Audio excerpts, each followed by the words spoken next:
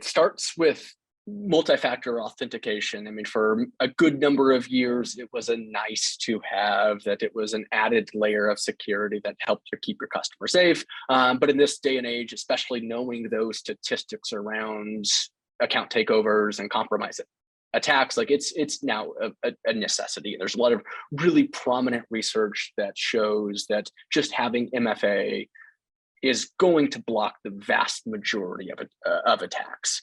But still, in this day and age, that is not enough.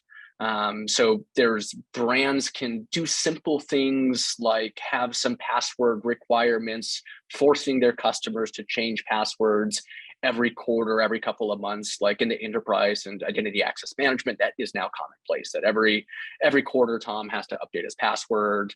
Implementing pass phrases versus pass codes. So encouraging, having a UI pop-up that encourages the user to have a 16 character password that uses a commonly used phrase that's more difficult to guess, that's more difficult for a brute force attack to take over.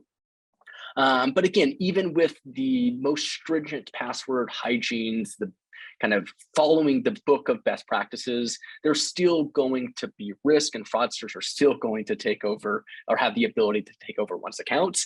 So businesses need to have that real-time detection, and they need that added layer on top of that multi-factor. And multi-factor is two or more things. There's different factors of authentication that brands need to be looking at, and having real-time risk assessments to determine and really answer that question. Is the person logging into this account? They have the username, they have the password, maybe they have that one-time passcode, but is that person who they say they are? Is the person behind the phone? Is the person logging in my customer? And if they're not, brands need to proactively lock it, block it, and be sure that these bad actors and fraudsters, and quite frankly, criminals, are not illegally penetrating and gaining access and wreaking havoc on their customer and ultimately kind of on their platform.